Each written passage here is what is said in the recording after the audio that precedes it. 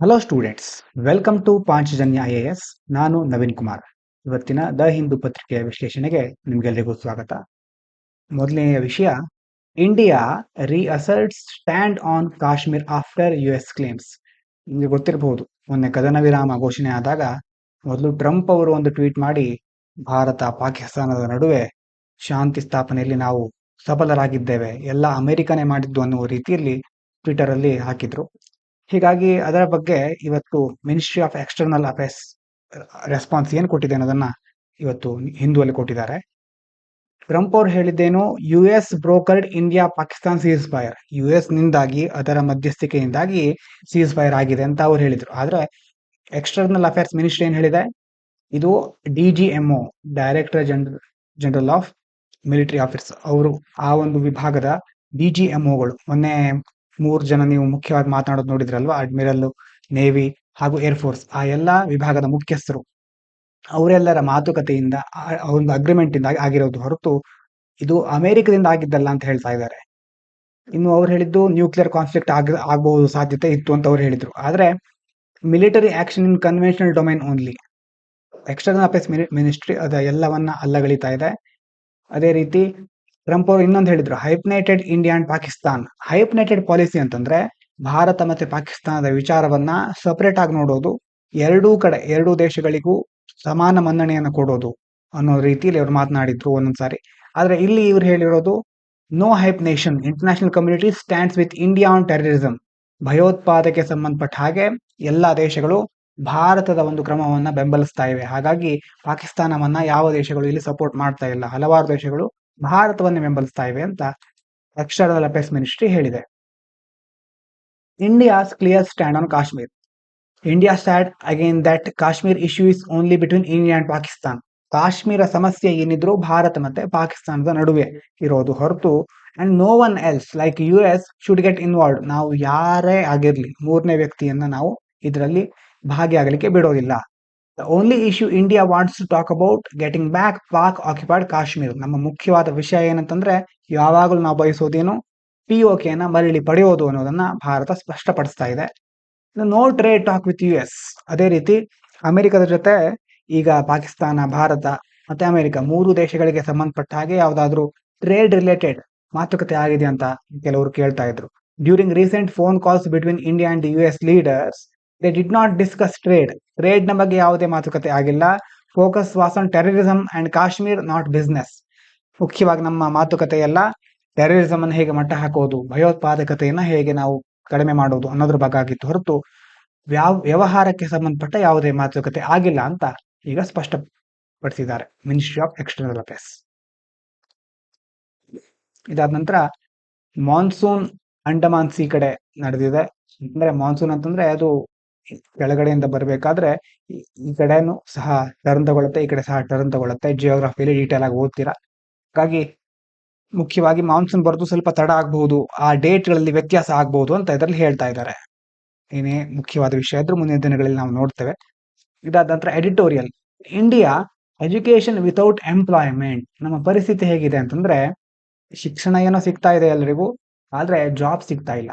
Many Indian students get degrees but they still can't find good jobs. Degree ಪಡಿತಾ ಇದ್ದಾರೆ, ಪದವಿಯನ್ನು ಪಡ್ಕೊಳ್ತಾ ಇದ್ದಾರೆ, ಆದ್ರೆ ಅದಕ್ಕೆ ಸರಿಯಾಗಿ ಉದ್ಯೋಗಗಳು ಸಿಗ್ತಾ ಇಲ್ಲ. Their education doesn't match what the job market needs. ಉದ್ಯೋಗ ಮಾರುಕಟ್ಟೆಯಲ್ಲಿ ಯಾವ ಸ್ಕಿಲ್ಗೆ ಬೇಡಿಕೆ ಇದೆ, ಯಾವುದನ್ನ ಈಗಿನ ಬೇರೆ ಬೇರೆ ದೊಡ್ಡ ದೊಡ್ಡ ಕಂಪ್ನಿಗಳು ಬಯಸ್ತಾ ಇವೆ ಅನ್ನೋದನ್ನ ಅವರು ಸರಿಯಾಗಿ ತಿಳ್ಕೊಂಡಿದ್ರು ಆ ಸ್ಕಿಲ್ ಅನ್ನ ಬಳಸ್ಕೊಳ್ತಾ ಇಲ್ಲ. ಅದೇ ರೀತಿ NEP 2020, ಇದ್ರ ಬಗ್ಗೆ ನಿಮ್ಗೆ ಗೊತ್ತಿದೆ, education policy is not working well. Correct ಆಗಿ ಕೆಲಸ ಮಾಡ್ತಾ ಇಲ್ಲ. The national educational policy promised big changes. ದೊಡ್ಡ ಬದಲಾವಣೆಗಳನ್ನ ಮಾಡ್ತೇವೆ ಈ ಮೂಲಕ ಅಂತ ಹೇಳಿದ್ರು. ಆದ್ರೆ ಬಟ್ 4 years ಲೇಟರ್, 4 ವರ್ಷ ಆಯ್ತು, ಆದ್ರೂ ಸಹ it hasn't made much difference. ಯಾವುದೇ ದೊಡ್ಡ ಬದಲಾವಣೆ ಆಗಿಲ್ಲ, ವ್ಯತ್ಯಾಸ ಕಾಣ್ತಾ ಇಲ್ಲ. Graduate still struggle to find quality jobs. ಪದವೀಧರರು ಇನ್ನೂ ಸಹ ಒಳ್ಳೆಯ ಉದ್ಯೋಗಗಳನ್ನ ಪಡ್ಕೊಳ್ಳಿಕ್ಕೆ ಪರದಾಡ್ತಾ ಇದ್ದಾರೆ. And some NEP ideas are outdated or poorly planned. ಆದ್ರೆ ಕೆಲವೊಂದು ಐಡಿಯಾಗಳು, ಹೊಸ ಎಜುಕೇಶನ್ ಪಾಲಿಸಿ ಅಂತ ಹೇಳಿದ್ರು, ಕೆಲವು ಐಡಿಯಾಗಳು ಹಳೆ ಕಾಲದ್ದೇ ಇವೆ ಅಥವಾ ಸರಿಯಾಗಿ ಅದನ್ನ ಪ್ಲಾನ್ ಮಾಡಿಲ್ಲ. ಹೀಗಾಗಿ ಕೆಲವೊಂದು ದೋಷಗಳಿದೆ. Research projects lack result. Big government research projects took a lot of money. ಈ ದೊಡ್ಡ ದೊಡ್ಡ ರಿಸರ್ಚ್ ಪ್ರಾಜೆಕ್ಟ್ ಗಳಿಗೋಸ್ಕರ ತುಂಬಾ ಹಣವನ್ನ ಬಿಡುಗಡೆ ಮಾಡ್ತಾರೆ. But didn't show useful result. ಆ ರಿಸರ್ಚ್ ಏನೋ ಮಾಡ್ತಾ ಇರ್ತಾರೆ, ಆದ್ರೆ ಮುಗಿದ ಮೇಲೆ ಅದರಿಂದ ಏನಾಯ್ತು, ರಿಸರ್ಚ್ ಇಂದ ನಮ್ಗೇನ್ ಸಿಕ್ತು, ಏನ್ ಲಾಭ ಅನ್ನೋದನ್ನ ಕರೆಕ್ಟ್ ಆಗಿ ನಮ್ಗೆ ಗೊತ್ತಾಗೋದೇ ಇಲ್ಲ. People don't know where the money went and what was achieved. ಎಲ್ಲೆಲ್ಲಿ ಆ ಹಣವನ್ನ ಖರ್ಚು ಮಾಡಿದ್ರು, ಯಾವ ರೀತಿ ಖರ್ಚು ಮಾಡಿದ್ರು, ಮತ್ತೆ ಏನ್ ಸಾಧಿಸಿದ್ರು ಇದರಿಂದ ಅನ್ನೋದನ್ನ ನಮ್ಗೆ ತಿಳಿಸೋದು, ಸಾರ್ವಜನಿಕರಿಗೆ ಗೊತ್ತು ಮಾಡೋದಿಲ್ಲ. ಅದೇ ಸಂದರ್ಭದಲ್ಲಿ startups and innovation are we. ಇನ್ನೊಂದ್ ಕಡೆ ನಾವೀನ್ಯತೆ, ಹೊಸ ಹೊಸ ಸ್ಟಾರ್ಟ್ಅಪ್ ಗಳೆಲ್ಲ ಬರ್ತಾ ಇದೆ. ಆದ್ರೆ ಯು ಎಸ್, ಚೀನಾ ಎಲ್ಲ ಫೋಕಸ್ ಮಾಡೋದು ಅಡ್ವಾನ್ಸ್ ಟೆಕ್ನಾಲಜಿ ಮೇಲೆ. ಆದ್ರೆ ನಮ್ಮ ಇಂಡಿಯನ್ ಸ್ಟಾರ್ಟ್ಅಪ್ ಗಳು ಫುಡ್ ಆಪ್ಸ್, ಈಗ ಸ್ವಿಗ್ಗಿ, ಝೊಮ್ಯಾಟೊ, ಹೀಗೆ ಹಲವಾರು ಆಪ್ಗಳ ಮೇಲೆ ಫೋಕಸ್ ಮಾಡ್ತಾ ಇದ್ದೇವೆ ಹೊರತು AI ಇರಬಹುದು, ಡೀಪ್ ಟೆಕ್ ನಲ್ಲಿ ತುಂಬಾ ಬೇರೆ ಬೇರೆ ಹೊಸ ಹೊಸ ತಂತ್ರಜ್ಞಾನಗಳು ಬರುತ್ತೆ, ಅದ್ರ ಮೇಲೆ ನಾವು ಫೋಕಸ್ ಮಾಡೋದು ಕಡಿಮೆ ಆಗಿದೆ. Without strong science education and tech of our own, we can't build truly innovative startups. ನಾವು ಒಂದು ಒಳ್ಳೆಯ ಸ್ಟಾರ್ಟ್ಅಪ್ ಗಳನ್ನು ನಿರ್ಮಾಣ ಮಾಡಬೇಕು ಅಂತಂದ್ರೆ ಮೊದಲು ಸೈನ್ಸ್ಗೆ ಸಂಬಂಧಪಟ್ಟ ಶಿಕ್ಷಣವನ್ನು ಪಡ್ಕೋಬೇಕು. ಅದೇ ರೀತಿ ನಮ್ಮದೇ ಆದ ಟೆಕ್ನಾಲಜಿ ಡೆವಲಪ್ ಮಾಡಬೇಕು. ಇದೆಲ್ಲ ಇಲ್ಲದೆ ಇದ್ರೆ ನಮ್ಮ ಸ್ಟಾರ್ಟ್ಅಪ್ ಎನ್ವೈರ್ಮೆಂಟ್ ಬಹಳ ಕುಸಿತವನ್ನ ಕಾಣಬೇಕಾದ ಪರಿಸ್ಥಿತಿ ಬರಬಹುದು ಅಂತ ಹೇಳ್ತಾ ಇದ್ದಾರೆ. ಇದಾದ ನಂತರ ಮುಂದಿನ ಎಡಿಟೋರಿಯಲ್ ಕಾಣಿಸ್ತಾ ಇರಬಹುದು ಈ ಕಡೆ ನಿಮ್ಗೆ. Ecology is the world's permanent economy. Economy ನಾವು ಮೊದಲು ಕೆಲವೊಂದ್ಸಾರಿ ಡಿಸ್ಕಸ್ ಮಾಡಿದ್ವಿ. ಅಭಿವೃದ್ಧಿ ಆಗ್ಬೇಕು ಅಂತಂದ್ರೆ ಮನುಷ್ಯ ಮೊದಲು ಮಾಡೋದು ಕಾಡಿನ ನಾಶ. ಅದೇ ಅವನಿಗೆ ಬಹಳ ಈಸಿ ಆದ ಮಾರ್ಗ ಅಂತ ಅನ್ಸುತ್ತೆ. ಆದ್ರೆ ನಿಜವಾಗ್ಲೂ ನಮ್ಮ ಎಕಾನಮಿ ದೀರ್ಘಕಾಲದಲ್ಲಿ ನಾವು ಒಳ್ಳೆಯ ಬೆಳವಣಿಗೆಯನ್ನ ಕಾಣಬೇಕು ಅಂತಂದ್ರೆ ನಮ್ಮ ಎಕಾಲಜಿಯನ್ನು ಉಳಿಸ್ಕೋಬೇಕು. We can't have real development without protecting nature. ಪರಿಸರವನ್ನ ರಕ್ಷಣೆ ಮಾಡದೆ ಯಾವ ಶಾಶ್ವತ ಅಭಿವೃದ್ಧಿಯನ್ನು ಹೊಂದಲಿಕ್ಕೂ ಸಹ ನಮ್ಮ ಹತ್ರ ಸಾಧ್ಯ ಆಗುವುದಿಲ್ಲ. Our survival, safety and progress all depend on healthy forest, clean water and stable climate. ನಾವು ಎಷ್ಟೇ ಹಾರಾಟ ಮಾಡಿದ್ರು ನಮ್ಮ ಉಳಿವು ನಿರ್ಧಾರ ಆಗಿರೋದು ಸುರಕ್ಷತೆ ಅಥವಾ ಪ್ರಗತಿ ಎಲ್ಲ ಯಾವುದ್ರ ಮೇಲೆ ಡಿಪೆಂಡ್ ಆಗಿದೆ? ಆರೋಗ್ಯಕರವಾದಂತ ಕಾಡುಗಳು ಚೆನ್ನಾಗಿರ್ಬೇಕು, ಶುದ್ಧವಾದ ನೀರು, ಮತ್ತೆ ಹವಾಮಾನ ಸ್ಥಿರವಾಗಿರ್ಬೇಕು. ಇದೆಲ್ಲ ಇದ್ರೆ ಮಾತ್ರ ನಾವು ಎಷ್ಟೇ ಬೇರೆ ಕೆಲಸ ಮಾಡ್ತಿರ್ಲಿ ಅವಾಗ ಅದಕ್ಕೊಂದು ಅರ್ಥ ಬರುತ್ತೆ, ನಾವು ಉಳಿಲಿಕ್ಕಾಗುತ್ತೆ. That's why ecology is permanent economy. ಅದಕ್ಕೋಸ್ಕರನೇ ಪರಿಸರವನ್ನ ಎಕಾಲಜಿ ಅಥವಾ ಪರಿಸರ ವಿಜ್ಞಾನ ಅಂತ ಕರಿತೇವೆ. ಪರಿಸರ ವಿಜ್ಞಾನವೇ ಶಾಶ್ವತವಾದ ಆರ್ಥಿಕತೆ. ಅಲ್ಲಿ ನಾವು ಇನ್ವೆಸ್ಟ್ ಮಾಡ್ಬೇಕೆ ಹೊರತು ಅದನ್ನ ಬಿಟ್ಟು ಅದನ್ನ ಕಡೆಗಣಿಸಿ ಬೇರೆ ಎಲ್ಲಿ ಇನ್ವೆಸ್ಟ್ ಮಾಡಿದ್ರು ಅದು waste. Human greed is the main problem. ಕಾರಣ ಏನು ಗೊತ್ತೇ ಇದೆ ನಮ್ಗೆ, ಮಾನವನ ದುರಾಸೆ. In the past human used nature only for basic needs. ಹಳೆ ಕಾಲದಲ್ಲೆಲ್ಲ, ಆಗಿನ ಕಾಲದಲ್ಲಿ ಆದಿಮಾನವರು ಇರಬಹುದು, ಅದಾದ ನಂತರ ಕೆಲವು ಶತಮಾನಗಳ ಹಿಂದಿನವರೆಗೂ ಮನುಷ್ಯರು ಪ್ರಕೃತಿಯನ್ನ ತಮ್ಮ ಮೂಲಭೂತ ಅವಶ್ಯಕತೆಗಳಿಗೆ ಮಾತ್ರ ಬಳಸ್ತಾ ಇದ್ರು. ಬಟ್ ನಾವ್ we take too much for comfort, luxury and competition. ಈಗ ನಾವು ನಮ್ಗೆ ಸೌಕರ್ಯ ಬೇಕು ಅಂತ ಅತಿಯಾಗಿ ಕಾಡನ್ನು ನಾಶ ಮಾಡೋದು, ಪರಿಸರಕ್ಕೆ ಹಾನಿ ಮಾಡೋದು, ಐಷಾರಾಮಿ ಜೀವನನೇ ಆಗ್ಬೇಕು. ಮತ್ತೆ ಒಬ್ರಿಗಿಂತ ಒಬ್ರು ಕಾಂಪಿಟೇಷನ್ ನಲ್ಲಿ ಸ್ಪರ್ಧೆಯನ್ನ ಮಾಡ್ತಾ ಇರ್ತೇವೆ. ಆ ಸ್ಪರ್ಧೆ, ಒಂದು ದೇಶ ಇಷ್ಟು ಮೌಲ್ಯದ ಕಾಡನ್ನು ನಾಶ ಮಾಡಿದೆ ಅಂತಂದ್ರೆ ಇನ್ನೊಂದು ದೇಶ ಅದಕ್ಕಿಂತ ದೊಡ್ಡ ಮಟ್ಟದ ಕಾಡಿನ ನಾಶ ಮಾಡಿ ಹೊಸದೇನೋ ಸಾಧನೆ ಮಾಡ್ಲಿಕ್ಕೆ ಹೊರಡುತ್ತೆ. ಈ ಎಲ್ಲ ಕಾರಣಗಳಿಂದಾಗಿ ಏನಾಗ್ತಾ ಇದೆ?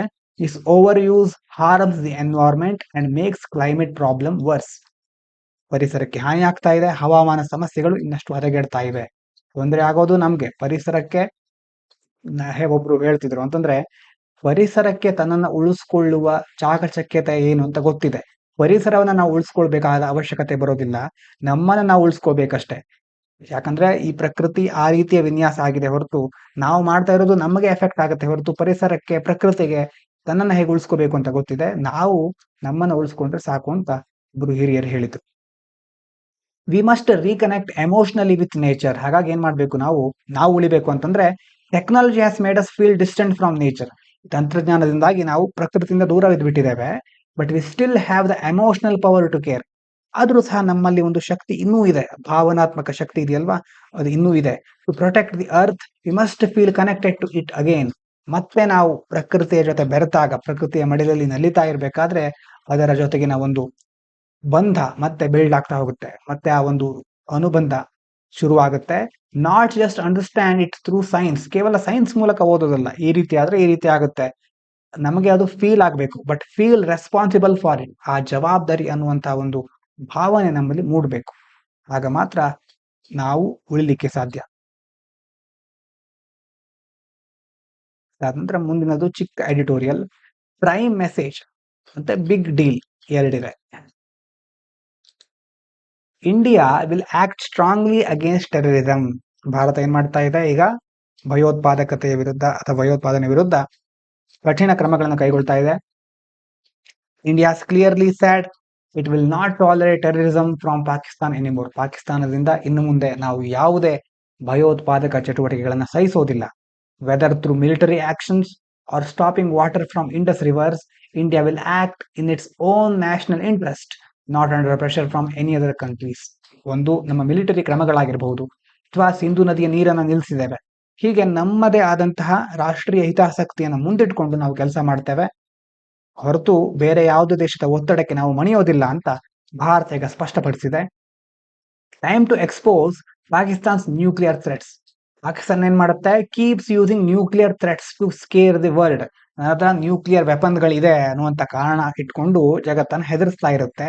And avoid punishment for supporting terrorist. ಹೀಗಾಗಿ ಆ ನೆಪ ಇಟ್ಕೊಂಡು ಈ ಕಡೆ ಭಯೋತ್ಪಾದಕರಿಗೆ ಸಪೋರ್ಟ್ ಕೊಡ್ತಾ ಇರೋದನ್ನ ಜಗತ್ತಿನ ಕಣ್ಣಿನ ತಪ್ಪಿಸ್ಕೊಳ್ಳಿಕ್ಕೆ ನೋಡ್ತಾ ಇದೆ. India should now work with other countries to raise global awareness about this dangerous game. ಇಂತಹ ಒಂದು ಅದರ ಡೇಂಜರಸ್ ಆಗಿರುವಂತಹ ಕ್ರಮದ ಬಗ್ಗೆ ಜಾಗತಿಕ ಮಟ್ಟದಲ್ಲಿ ಜಾಗೃತಿ ಮೂಡಿಸಬೇಕು ಭಾರತ ಅಂತ ಇದರಲ್ಲಿ ಹೇಳ್ತಾ ಇದ್ದಾರೆ.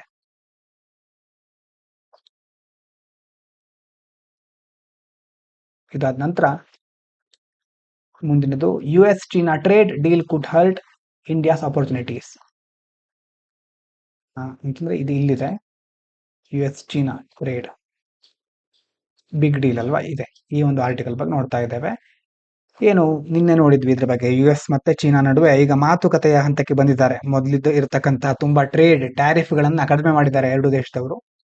ಇದರಿಂದ ಏನಾಗಬಹುದು ಭಾರತಕ್ಕೆ? If the US and China become friends again, ಮತ್ತೆ ಇವರು ಒಂದಾಗ್ಬಿಟ್ರೆ investors may return to China for business. ಮತ್ತೆ ಇನ್ವೆಸ್ಟರ್ಗಳು, ಹೂಡಿಕೆದಾರರು ಚೀನಾದ ಕಡೆ ಮುಖ ಮಾಡ್ತಾರೆ. This could reduce the chance for India to attract companies under the China +1 strategy. China +1 strategy ಅಂತ ನೀವೆಲ್ಲರೂ ಕೇಳಿದ್ರೆ ಗೊತ್ತಿರುತ್ತೆ. ಅದರ ಅರ್ಥ ಏನು ಅಂತಂದ್ರೆ, ಚೀನಾದಲ್ಲಿ ಹಲವಾರು ಕಂಪನಿಗಳು ತಮ್ಮ ತಮ್ಮ ಕಾರ್ಖಾನೆಗಳನ್ನ, ಫ್ಯಾಕ್ಟರಿಗಳನ್ನ, ಡೆವಲಪ್ಮೆಂಟ್ ಸೆಂಟರ್ಗಳನ್ನ ತೆರಿತಾ ಇದ್ರು.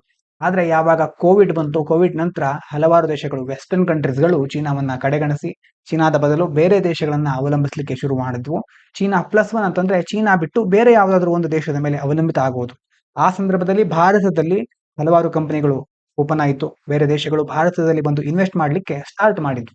ಆದ್ರೆ ಈಗ ಚೀನಾ ಮತ್ತೆ US ನಡುವೆ ಒಳ್ಳೆ ಬೆಳವಣಿಗೆ ಆಗ್ಬಿಟ್ರೆ ಈ ಚೀನಾ +1 ಸ್ಟ್ರಾಟಜಿ ಹೋಗಿ ಭಾರತಕ್ಕೆ ಲಾಸ್ ಆಗಬಹುದು. ಮತ್ತೆ ಎಲ್ಲ ಕಂಪನಿಗಳು ಚೀನಾದ ಕಡೆ ಮುಖ ಮಾಡಬಹುದು ಅನ್ನುವಂತ ಒಂದು ಮಾಹಿತಿ ಸಿಗ್ತಾ ಇದೆ. India still depends on China for imports. ನಾವು ಸಹ ಅಷ್ಟೇ ಚೀನಾದ ಮೇಲೆ ಡಿಪೆಂಡ್ ಆಗಿದ್ದೇವೆ.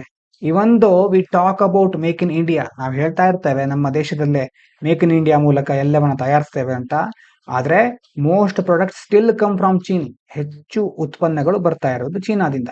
To reduce this dependence, India needs strong reforms in land and labour loss.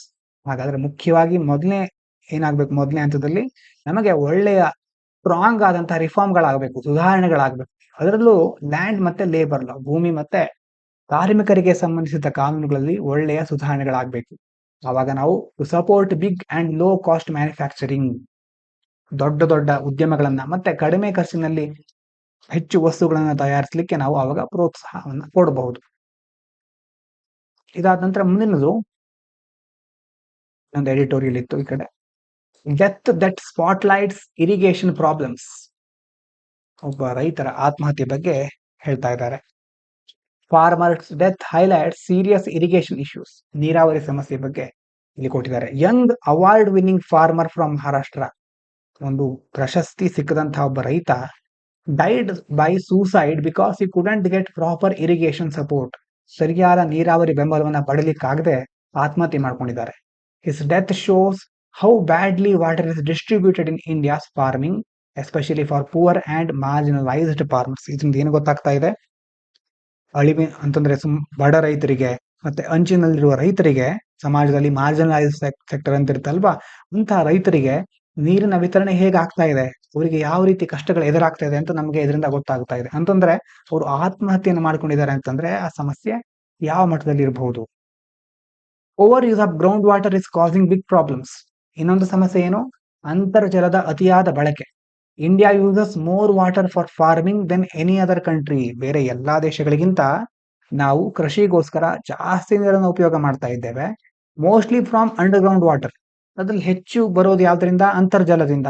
But too much pumping is drying up water sources. ತುಂಬಾ ಪಂಪ್ ಮಾಡೋದ್ರಿಂದ ನೀರಿನ ಮೂಲಗಳು ಒಣಗ್ತಾ ಇವೆ, ಎನ್ವೈರ್ಮೆಂಟ್ ಡ್ಯಾಮೇಜ್ ಆಗ್ತಾ ಇದೆ, and creating massive carbon pollution. ಇನ್ನೊಂದ್ ಕಡೆ ಬೃಹತ್ ಇಂಗಾಲದ ಮಾಲಿನ್ಯ ಸಹ ಉಂಟಾಗ್ತಾ ಇದೆ. ಇದಕ್ಕೆ ಏನಾಗಬೇಕು ಹಾಗಾದ್ರೆ?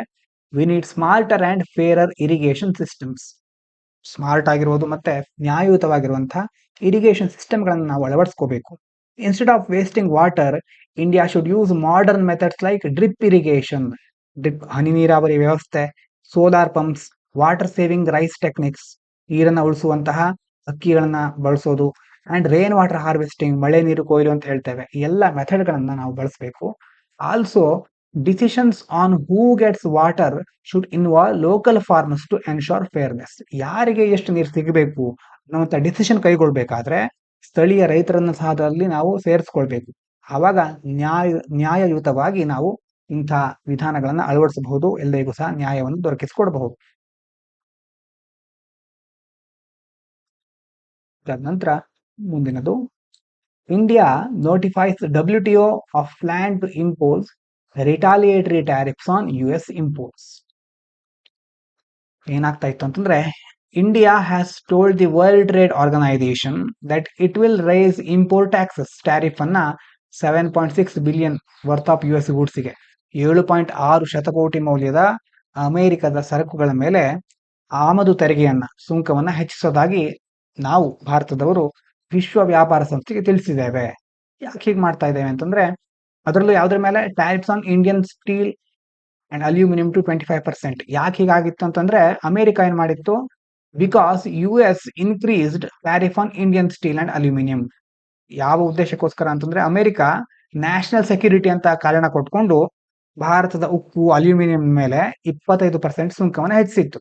ಅದಕ್ಕೆ ಪ್ರತಿಯಾಗಿ ನಾವು ಸಹ ಟ್ಯಾಕ್ಸ್ ಅನ್ನ, ಟ್ಯಾರಿಫ್ ಅನ್ನ ಹೆಚ್ಚು ಮಾಡ್ತೇವೆ ಅಂತ ಮುಂದಾಗಿದ್ದೇವೆ. India says US broke global trade rules. Bharat ಏನ್ ಹೇಳ್ತಾ ಇದೆ? US ಜಾಗತಿಕ ವ್ಯಾಪಾರವನ್ನ, ಅಂತ ನಿಯಮಗಳನ್ನ ನಿರ್ಲಕ್ಷಿಸ್ತಾ ಇದೆ, ಉಲ್ಲಂಘಿಸ್ತಾ ಇದೆ. India argues that US did not follow WTO rules and ignore talks. ಮಾತುಕತೆಗೆ ಸಹ ಬರ್ತಾ ಇಲ್ಲ, ಮಾತುಕತೆಯನ್ನು ನಿರ್ಲಕ್ಷಿಸ್ತಾ ಇದೆ. ಅದೇ ರೀತಿ ಅಲ್ಲಿನ ನಿಯಮಗಳ WTO ರೂಲ್ಸ್ ಗಳನ್ನ ಸಹ ಉಲ್ಲಂಘನೆ ಮಾಡ್ತಾ ಇದೆ, ಫಾಲೋ ಮಾಡ್ತಾ ಇಲ್ಲ.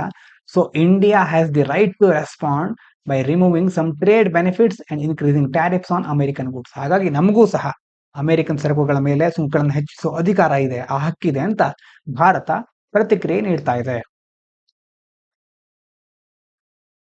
ಇದಾದ ನಂತರ ಮುಂದೆ, India rolls over treasury bill worth of $50 million to help the Maldives. ಮಾಲ್ಡೀವ್ಸ್ಗೆ ಹೆಲ್ಪ್ ಮಾಡಲಿಕ್ಕೆ ನಾವು ಟ್ರೆಜರಿ ಬಿಲ್ ಅನ್ನ ಬಿಡುಗಡೆ ಮಾಡಿದ್ದೇವೆ. India gives financial help to Maldives by rolling over treasury bill. Treasury bill ಅಂತಂದ್ರೆ ಹೇಳ್ಬಿಡ್ತೇನೆ, ಅಂತಂದ್ರೆ it's like a short term loan. ಇದ್ರ ಬಗ್ಗೆ ಎಕನಾಮಿಲಿ ಚೆನ್ನಾಗಿ ಕಲಿತೀರಾ ನೀವು. ಇಲ್ಲಿ ಜಸ್ಟ್ ಅದರ ಅರ್ಥವನ್ನ ತಿಳ್ಕೊಳ್ಳಿ, ಯಾವ ರೀತಿ ಇರುತ್ತೆ ಅಂತ. ಒಂದು ಶಾರ್ಟ್ ಟರ್ಮ್ ಲೋನ್ ಅಂದ್ರೆ ಅಲ್ಪಾವಧಿಯ ಸಾಲ ಅಂತ ಹೇಳ್ಬಹುದು. ಇಲ್ಲಿ ನಾವು ಮಾಲ್ಡೀವ್ಸ್ಗೆ ಒಂದು ಸ್ವಲ್ಪ ಹೊತ್ತಿಗೆ ಅಲ್ಪಾವಧಿಯ ಸಾಲವನ್ನ ಕೊಡ್ತಾ ಇದ್ದೇವೆ. Promising to pay it back later. Maldives ಕೆಲವು ಸಮಯದ ನಂತರ ಅದನ್ನ ಮರುಪಾವತಿಸಬೇಕು. India has been doing this every year since 2019. 2019ರಿಂದ ನಾವು ಇದನ್ನ ಮುಂದುವರ್ಸ್ಕೊಂಡು ಬರ್ತಾ ಇದ್ದೇವೆ. ಈಗ ಈ ಒಂದು ಟ್ರೆಜರಿ ಬಿಲ್ ಮೌಲ್ಯವನ್ನ $50 ಮಿಲಿಯನ್ ನಾವು ಹೆಚ್ಚು ಮಾಡಿದ್ದೇವೆ. To help Maldives deal with its economic problems like high ಡೆಪ್ಟ್ ಅಂಡ್ ಬಜೆಟ್ ಡೆಫಿಸಿಟ್. ಅಲ್ಲಿ ಪ್ರಾಬ್ಲಮ್ ಆಗಿದೆ, ಒಂದು ಹೆಚ್ಚಿನ ಸಾಲ ಮಾಡ್ಕೊಂಡಿದ್ದಾರೆ, ಮತ್ತೆ ಬಜೆಟ್ ಡೆಫಿಸಿಟ್ ಇದೆ. ಹಾಗಾಗಿ ಅದನ್ನ ಸುಧಾರಿಸ್ಕೊಳ್ಳಿಕ್ಕೆ, ಆ ಸಮಸ್ಯೆಗಳನ್ನು ನಿವಾರಿಸಿಕೊಳ್ಳಿಕ್ಕೆ ಭಾರತ ಟ್ರೆಜರಿ ಬಿಲ್ ನ ಮೂಲಕ ಸಹಾಯವನ್ನ ಮಾಡ್ತಾ ಇದೆ. ಇದಾದ ನಂತರ ಮುಂದೆ, scientist have found a cricket evolving rapidly to beat a new threat. Cricket ಅಂತಂದ್ರೆ ಒಂದು ಆಟ ಅಷ್ಟೇ ಅಲ್ಲ, ಅದೊಂದು ಕೀಟವೂ ಹೌದು. ನೀವು ಕೇಳಿರಬಹುದು, ಕೀಟ, ಆ ಒಂದು ಕೀಟದ ಬಗ್ಗೆ ಇಲ್ಲಿ ಹೇಳ್ತಾ ಇದ್ದಾರೆ. ಇಲ್ಲಿ ಕಾಣಿಸ್ತಾ ಇದೆಯಲ್ಲ ಕ್ರಿಕೆಟ್ ಕೀಟ, ಅದು ಕೂಗ್ತಾ ಇರುತ್ತೆ, ಆ ಒಂದು ಶಬ್ದವನ್ನು ಮಾಡ್ತಾ ಇರುತ್ತೆ. ಈಗ ಹವಾಮಾನ, ಪರಿಸರ ಬದಲಾಗ್ತಾ ಇದ್ದ ಹಾಗೆ ಹೇಗೆ ಜೀವಿಗಳು ಅಡಾಪ್ಟ್ ಮಾಡ್ಕೊಳ್ಳುತ್ತವೆ ಅನ್ನೋದಕ್ಕೆ ಒಂದು ಒಳ್ಳೆಯ ಉದಾಹರಣೆ ಇದೆ. Crickets evolve new songs to survive predator threat. ಅಂದ್ರೆ ತಮ್ಮನ್ನ ತಿಂದು ಬದುಕುಳಿಯುತ್ತವಲ್ಲ ಪರಭಕ್ಷಕ ಜೀವಿಗಳು, ಅವರ ದಾಳಿಯಿಂದ ತಪ್ಪಿಸ್ಕೊಳ್ಳಿಕ್ಕೆ ಈ ಕ್ರಿಕೆಟ್ಗಳು ಏನ್ ಮಾಡ್ತಾ ಇದ್ದಾವೆ, ಹೊಸ ರೀತಿಯ ಧ್ವನಿಗಳನ್ನ ರೂಪಿಸ್ಕೊಳ್ತಾ ಇವೆ. ಇವರ ಮೊದಲಿನ ಧ್ವನಿಯಿಂದಾಗಿ ಅವರನ್ನ ತಿಂದು ಬದುಕುವ ಜೀವಿಗಳು ಅಥವಾ ಪರಭಕ್ಷಕ ಜೀವಿಗಳು ಕಂಡು ಹಿಡಿತಾ ಇದ್ವಿ ಇವರನ್ನ. ಈಗೇನ್ ಮಾಡ್ತಾ ಇದ್ದಾವೆ, in Hawaii Pacific field crickets changed their songs to avoid being hunted by dangerous fly. ಈಗ ಒಂದು ನೊಣದ ತರ ಒಂದು ಫ್ಲೈ ಅಂತ ಇರುತ್ತೆ, ಅದರಿಂದ ಬೇಟೆ ಆಡೋದನ್ನು ತಪ್ಪಿಸ್ಲಿಕ್ಕೆ ಏನ್ ಮಾಡ್ತಾ ಇದ್ದಾರೆ, ತಮ್ಮ ಧ್ವನಿಯನ್ನೇ ಬದಲಾಯಿಸ್ಕೊಂಡ್ ಬಿಟ್ಟಿದ್ದಾವೆ. Which lays eggs inside them. ಆ ಒಂದು ನೊಣಗಳು ಬಂದು ಈ ಒಂದು ಕ್ರಿಕೆಟ್ಗಳ ಮೇಲೆ ಮೊಟ್ಟೆನ ಇಡ್ತಾ ಇದ್ವು. The crickets become quieter. ಈಗ ಧ್ವನಿ ಬದಲು ಮಾಡಿ ಸ್ವಲ್ಪ ಶಾಂತ ರೀತಿಯಿಂದ ಅವರು ಧ್ವನಿಯನ್ನ ಬೇರೆ ತರ ಚೇಂಜ್ ಮಾಡಿದ್ದಾರೆ. But it helped dum escape from flies deadly attacks. ಆ ಧ್ವನಿಯನ್ನ ಬದಲಾಯಿಸ್ಕೊಂಡಿರೋದ್ರಿಂದ ಆ ಮಾರಕ ದಾಳಿಯಿಂದ ತಪ್ಪಿಸ್ಕೊಳ್ಳಿಕ್ಕೆ ಅವರಿಗೆ ಸಹಾಯ ಆಗ್ತಾ ಇದೆ. ಆದ್ರೆ ನೋಡಿ, ಇದಕ್ಕೆ ಫ್ಲೈಸ್ ಆರ್ ಅಡಾಪ್ಟಿಂಗ್ ಟು. ಯಾವ ನೊಣಗಳು ಅಂತ ಹೇಳಿದ್ವಲ್ವಾ, ಅದು ಸಹ ಆ ಒಂದು ಜೀವಿಗಳು ಸಹ ಅಡಾಪ್ಟ್ ಆಗ್ತಾ ಇವೆ. Flies quickly adapted to the crickets new sounds. ಇವರು ಯಾವಾಗ ಸೌಂಡ್ ಚೇಂಜ್ ಮಾಡಿದ್ರೋ ಅದಕ್ಕೆ ನೊಣಗಳು ಸಹ, ಫ್ಲೈಸ್ಗಳು ಸಹ ಪ್ರತಿಕ್ರಿಯೆ ನೀಡ್ತಾ ಇವೆ. ಫ್ಲೈಸ್ ಅಂತಂದ್ರೆ ಇಲ್ಲಿ ನೊಣ ಅಂತ ಕೊಟ್ಟಿರಬಹುದು, ಆದ್ರೆ ಇದಕ್ಕೆ ಬೇರೆ ಬೇರೆ ಕಡೆ ಬೇರೆ ಬೇರೆ ಹೆಸರಿರುತ್ತೆ. They can now hear a wider range of frequencies. ಆ ಫ್ಲೈಸ್ಗಳು ಈಗ ಬೇರೆ ಬೇರೆ ಫ್ರೀಕ್ವೆನ್ಸಿಗಳ ಸೌಂಡ್ ಅನ್ನ ಗ್ರಹಿಸ್ತಾ ಇವೆ. Allowing them to find crickets even though they change their songs to be quieter. ಆ ಕ್ರಿಕೆಟ್ಗಳು ಸೌಂಡ್ ಚೇಂಜ್ ಮಾಡ್ಕೊಂಡಿದ್ವು, ಆದ್ರೂ ಸಹ ಈಗ ಅವು ಅದನ್ನು ಸಹ ಗ್ರಹಿಸಿ ಅದನ್ನ ಫೈಂಡ್ ಔಟ್ ಮಾಡ್ಲಿಕ್ಕೆ ಈ ಕಡೆ ಫ್ಲೈಗಳು ತಯಾರಾಗ್ಬಿಟ್ಟಿದೆ. ಅಂದ್ರೆ ಪ್ರಕೃತಿಯಲ್ಲಿ ಒಂದಕ್ಕೊಂದು ಹೇಗೆ ಲಿಂಕ್ ಆಗಿರುತ್ತೆ, ಯಾವ ರೀತಿ ಜೀವಿಗಳು ಅಡಾಪ್ಟ್ ಮಾಡ್ಕೊಳ್ಳುತ್ತವೆ ಅನ್ನೋದನ್ನ ನಮಗೆ ಇದರಿಂದ ನಾವು ತಿಳ್ಕೋಬಹುದು.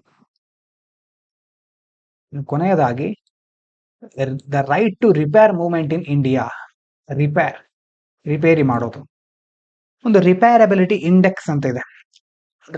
ಏನು ಹಾಗಂದ್ರೆ ಮತ್ತೆ ಅದರ ಪರ್ಪಸ್ ಏನು ಅಂತ ನೋಡೋದಾದ್ರೆ, repairability index will rate consumer electronics. ಅಂದ್ರೆ ಉದಾಹರಣೆಗೆ ಮೊಬೈಲ್ ಫೋನ್ಸ್, ಅಪ್ಲಯನ್ಸ್ ಎಲ್ಲ ಇರುತ್ತಲ್ವಾ, ಎಲೆಕ್ಟ್ರಾನಿಕ್ ಮುಂತಾದ ಸಾಧನಗಳನ್ನ ರೇಟ್ ಮಾಡುತ್ತೆ on how easy they are to repair. ಎಷ್ಟು ಈಸಿಯಾಗಿ ಅದನ್ನ ರಿಪೇರಿ ಮಾಡಬಹುದು ಅನ್ನೋದ್ರ ಮೇಲೆ ರಿಪೇರಬಿಲಿಟಿ ಇಂಡೆಕ್ಸ್ ಅನ್ನ ಕೊಡ್ತಾರೆ. This will be based on factors like spare parts availability, repair cost and software updates. ಮುಖ್ಯವಾಗಿ ಈ ಬಿಡಿ ಭಾಗಗಳ ಲಭ್ಯತೆ ಇರಬೇಕು ರಿಪೇರ್ ಮಾಡಬೇಕಾದ್ರೆ, ರಿಪೇರಿ ಮಾಡ್ಲಿಕ್ಕೆ ಎಷ್ಟು ಖರ್ಚಾಗುತ್ತೆ, ಮತ್ತೆ ಸಾಫ್ಟ್ವೇರ್ ನವೀಕರಣ ಅವಾಗ ಅಪ್ಡೇಟ್ ಕೇಳ್ತಾ ಇರುತ್ತಲ್ವಾ, ಆ ರೀತಿ ಇದೆಲ್ಲವನ್ನ ಕನ್ಸಿಡರ್ ಮಾಡ್ತಾರೆ. The goal is to help consumers choose products that last longer and are easier to fix, promoting sustainability. ಯಾಕೆ ರಿಪೇರಬಿಲಿಟಿ ಇಂಡೆಕ್ಸ್ ಕೊಡ್ತಾರೆ ಅಂತಂದ್ರೆ, ಹೆಚ್ಚು ಕಾಲ ಬಾಳಿಕೆ ಬರುವ, ಸರಿಪಡಿಸಲಿಕ್ಕೆ, ರಿಪೇರಿ ಮಾಡಲಿಕ್ಕೆ ಸುಲಭವಾಗಿರುವ ಉತ್ಪನ್ನಗಳನ್ನ ಗ್ರಾಹಕರು ಆಯ್ಕೆ ಮಾಡಲಿಕ್ಕೆ ಈಸಿ ಆಗ್ಬೇಕು ಅಂತ ಒಂದು ವಿಧಾನವನ್ನ ರಿಪೇರಬಿಲಿಟಿ ಇಂಡೆಕ್ಸ್ ಕೊಡುತ್ತೆ. ಈ ಮೂಲಕ ಸುಸ್ಥಿರತೆ, ಸಸ್ಟೈನಬಿಲಿಟಿ ಹೆಚ್ಚು ಮಾಡಬಹುದು. ಇನ್ನು ಭಾರತದಲ್ಲಿ ರೈಟ್ ಟು ರಿಪೇರ್ ಮೂವ್ಮೆಂಟ್ ಯಾವ ರೀತಿ ಇದೆ ಅಂತಂದ್ರೆ, in India the right to repair is focused on helping consumers access authorised service centres and repair information. The government has launched a portal to make this easier. ಭಾರತದಲ್ಲಿ ಏನ್ ಮಾಡ್ತಾ ಇದ್ದಾರೆ, ಗ್ರಾಹಕ ಸೇವಾ ಕೇಂದ್ರ ಅಂತ ಇರುತ್ತೆ, ಅಲ್ಲಿ ಹೋಗಿ ರಿಪೇರಿ ಬಗ್ಗೆ ಮಾಹಿತಿನ ಪಡೆಯೋದು, ಮತ್ತೆ ದುರಸ್ತಿ ಮಾಡ್ಲಿಕ್ಕೆ ಬೇರೆ ಬೇರೆ ಸಹಾಯವನ್ನ ಪಡ್ಕೊಳ್ಬಹುದು. ಹೀಗೆ ಇಂಥ ಮುಂತಾದ ವಿಷಯಗಳ ಮೇಲೆ ಕೇಂದ್ರೀಕರಿಸಿದ್ದಾರೆ. ಇದಕ್ಕೋಸ್ಕರ ಒಂದು ಪೋರ್ಟಲ್ ಅನ್ನ ಸಹ ಪ್ರಾರಂಭಿಸ್ತಾ ಇದ್ದಾರೆ ಆನ್ಲೈನ್ ಅಲ್ಲಿ. ಆದ್ರೆ ಅಮೆರಿಕದಲ್ಲಿ ಹೇಗಿರುತ್ತೆ, ಯು ಎಸ್ ಅಲ್ಲಿ right to repair movement is more aggressive. ಇನ್ನೂ ಸಹ ಅಗ್ರೆಸಿವ್ ಆಗಿರುತ್ತಾರೆ. First pushing for laws that allow third party repairs and give consumers more control over fixing the products offer against manufacturer wishes. ಅಂತಂದ್ರೆ ಈಗ ನಾವು ಒಂದು mobile ಅನ್ನ ಒಂದ್ ಕಡೆ ಖರೀದಿ ಮಾಡ್ತೇವೆ ಅಂತಂದ್ರೆ, ಒಂದು ಕಂಪನಿಯಿಂದ ಖರೀದಿ ಮಾಡ್ತೇವೆ ಮೊಬೈಲ್ ಅನ್ನ, ಈಗ ನಾವು ಅದನ್ನ ಯೂಸ್ ಮಾಡ್ತಾ ಇದ್ದೇವೆ. ಆದ್ರೆ ಅದು ಹಾಳಾದ್ಮೇಲೆ ಮತ್ತೆ ನಾವು ಆ ಕಂಪನಿಗೆ ಹೋಗ್ಬೇಕಾಗುತ್ತೆ, ಎಷ್ಟು ಸಾರಿ ಕಂಪನಿಗೆ ಕಳಿಸ್ಬೇಕಾಗತ್ತೆ ಅದನ್ನ. ಆದ್ರೆ ಅಮೆರಿಕದಲ್ಲಿ ಹೇಗೆ, ಬೇರೆ ಯಾವುದೋ ಒಂದ್ ಕಡೆ, ಬೇರೆ ಯಾವ್ದಾದ್ರು ಮ್ಯಾನುಫ್ಯಾಕ್ಚರಿಂಗ್ ಕಂಪನಿ, ಅದಕ್ಕೆ ಸಂಬಂಧಪಡದಿರುವ ಮೂರನೇ ವ್ಯಕ್ತಿ ಸಹ ಅದನ್ನ ರಿಪೇರಿ ಮಾಡ್ಲಿಕ್ಕೆ ಅವಕಾಶ ನೀಡಬೇಕು ಅಂತ ಅವರು ಹೇಳ್ತಾ ಇದ್ದಾರೆ. ಅದೇ ರೀತಿ ಆದ್ರೆ ಅದು ಆ ಮ್ಯಾನುಫ್ಯಾಕ್ಚರಿಂಗ್ ಇರ್ತಾರಲ್ವಾ, ಮ್ಯಾನುಫ್ಯಾಕ್ಚರಿಂಗ್ ಕಂಪನಿ, ಅವರು ಒಪ್ಪೋದಿಲ್ಲ. ಅವಾಗ ಉತ್ಪಾದಕ ಕಂಪನಿಗೆ ಏನೇ ಸಂಬಂಧ ಇಲ್ಲದೆ ಇದ್ರು ಸಹ ನಾವು ಅದನ್ನ, ಅವರ ನಿಯಂತ್ರಣ ಇದ್ರ ಮೇಲೆ ಇರಬಾರದು, ಮ್ಯಾನುಫ್ಯಾಕ್ಚರಿಂಗ್ ಕಂಪನಿಯ ನಿಯಂತ್ರಣ ಇರಬಾರದು. ಹಾಗಾಗಿ ಗ್ರಾಹಕರು ತಮಗೆ ಬೇಕಾದ ರೀತಿ ಅದನ್ನ ಫಿಕ್ಸ್ ಮಾಡ್ಕೊಳ್ಳಿಕ್ಕೆ ಆಗ್ಬೇಕು, ಉತ್ಪನ್ನಗಳನ್ನ ಸರಿಪಡಿಸ್ಕೊಳ್ಳಿಕ್ಕೆ ಆಗ್ಬೇಕು ಅನ್ನುವಂತ ರೂಲ್ಸ್ ಗಳನ್ನ ಅಲ್ಲಿ ತರ್ತಾ ಇದ್ದಾರೆ. ಅದಾದ ನಂತರ ವೊಕ್ಯಾಬುಲರಿ ನೋಡೋಣ ಇವತ್ತಿಂದು. Ravi is a nimble programmer who can quickly tweak software to fix problems. Nimble ಅಂತಂದ್ರೆ ಚುರುಕು, ಕ್ವಿಕ್ ಮತ್ತು ಸ್ಕಿಲ್ಫುಲ್, ತುಂಬಾ ಕೌಶಲ್ಯ ಇರುವಂತಹ ಚುರುಕಾದ ಪ್ರೋಗ್ರಾಮರ್ ಅವನು. ಅವನೇನ್ ಮಾಡ್ತಾ ಇದ್ದ, you can quickly tweak software. Tweak ಅಂತಂದ್ರೆ ಬದಲಾವಣೆ ಮಾಡೋದು, ಚೇಂಜ್ ಸ್ಲೈಟ್ಲಿ, ಅಡ್ಜಸ್ಟ್, ಚಿಕ್ಕದಾಗಿ ಸ್ವಲ್ಪ ಸರಿ ಹೊಂದಿಸೋದು, ಸಾಫ್ಟ್ವೇರ್ ಅನ್ನ ಬದಲಾಯಿಸಿ ಪ್ರಾಬ್ಲಮ್ ಅನ್ನ ಫಿಕ್ಸ್ ಮಾಡ್ತಾ ಇದ್ದ, ಸರಿಪಡಿಸ್ತಾ ಇದ್ದ. But sometimes faces an impediment. Impediment ಅಂದ್ರೆ ಅಡ್ಡಿ, ಆಬ್ಸ್ಟ್ಯಾಕಲ್, ಪ್ರಾಬ್ಲಮ್. ಕೆಲವೊಂದ್ ಸಾರಿ ತೊಂದರೆ ಎದುರಾಗ್ತಾ ಇತ್ತು. When project idea is nebulous and unclear. Project idea nebulous ಆಗೋದು ಅಂತಂದ್ರೆ ಅಸ್ಪಷ್ಟವಾಗಿರೋದು, ಅನ್ಕ್ಲಿಯರ್ ಆಗಿರೋದು, ಸರಿಯಾಗಿ ಐಡಿಯಾ ಇಲ್ಲದೆ ಇರುವಾಗ ಇಂಪೆಡಿಮೆಂಟ್, ತೊಂದರೆ ಆಗ್ತಾ ಇತ್ತು. Even in difficult times always works with probity. ಎಷ್ಟೇ ಕಷ್ಟದ ಸಂದರ್ಭ ಬಂದರೂ ಅವನು ಪ್ರಾಬಿಟಿಯಿಂದ ಅಂದ್ರೆ ಆನೆಸ್ಟಿ, ಇಂಟಿಗ್ರಿಟಿಯಿಂದ, ನಿಷ್ಠೆ, ಪ್ರಾಮಾಣಿಕತೆಯಿಂದ ವರ್ಕ್ ಮಾಡ್ತಾ ಇದ್ದ. Never cheating or hiding anything. ಯಾವುದೇ ಸಂದರ್ಭದಲ್ಲೂ ಹೈಡ್ ಮಾಡೋದಾಗ್ಲಿ ಅಥವಾ ಮೋಸ ಮಾಡೋದಾಗ್ಲಿ ಮಾಡ್ತಾ ಇರಲಿಲ್ಲ. ಇದಾದ್ಮೇಲೆ ನಿನ್ನೆಯ question, 1929 session of Indian National Congress is significance in the history of freedom movement because. ಉತ್ತರ ಇದಕ್ಕೆ attainment of Purna Swaraj was adapted as the goal of the Congress. ಇವತ್ತಿನ ಕ್ವಶನ್ ನೋಡಿ, priority sector lending by banks in India constitutes the lending to ಯಾವುದಕ್ಕೆ, agriculture, micro small enterprises, weaker sections, all of the above. ಇದಕ್ಕೆ ಉತ್ತರವನ್ನ ತಿಳ್ಕೊಂಡು comment ಮಾಡಿ. Mains question ಇದೆ, why are educated youth in India still jobless despite NEP 2020 and startup schemes? Suggest simple ways to fix this. ಇನ್ನು ಕೊನೆಯಲ್ಲಿ think ಮಾಡ್ಲಿಕ್ಕೆ ಒಂದು question ಇದೆ, ಇಂಟರ್ವ್ಯೂಗೆ ಹೆಲ್ಪ್ ಆಗಲಿ ಅಂತ. If you could introduce one subject in India school curriculum to build better citizens, what would it be and why? ನಮ್ಮ ದೇಶದ school education system ಅಲ್ಲಿ ನಿಮ್ಗೆ ಯಾವ್ದಾದ್ರು ಸಬ್ಜೆಕ್ಟ್ ಅನ್ನ ಸೇರಿಸಬೇಕು ಅಂತಿದ್ರೆ ಅದು ಯಾವ ಸಬ್ಜೆಕ್ಟ್ ಮತ್ತೆ ಯಾಕೆ? ಯಾವ್ದಾದ್ರು ಸಬ್ಜೆಕ್ಟ್ ಅನ್ನ ಸೇರಿಸೋದ್ರ ಮೂಲಕ ಮಕ್ಕಳನ್ನ ಇನ್ನಷ್ಟು ಉತ್ತಮ ನಾಗರಿಕರನ್ನಾಗಿ ಮಾಡಬಹುದಾ? ಸಬ್ಜೆಕ್ಟ್ ಯಾವ್ದಾದ್ರು ನಿಮ್ ತಲೆಯಲ್ಲಿ ಇದೆಯಾ? ಕಮೆಂಟ್ ಮಾಡಬಹುದು ಅಥವಾ ಥಿಂಕ್ ಮಾಡಿ ಇದ್ರ ಬಗ್ಗೆ. ಇವಿಷ್ಟು ಇವತ್ತಿನ ಮುಖ್ಯ ವಿಚಾರಗಳು. ಇಷ್ಟು ಹೊತ್ತಿನ ತನಕ ಕೇಳಿದ ಎಲ್ಲರಿಗೂ ಧನ್ಯವಾದಗಳು. ಇದು ಪಾಂಚಜನ್ಯ IAS.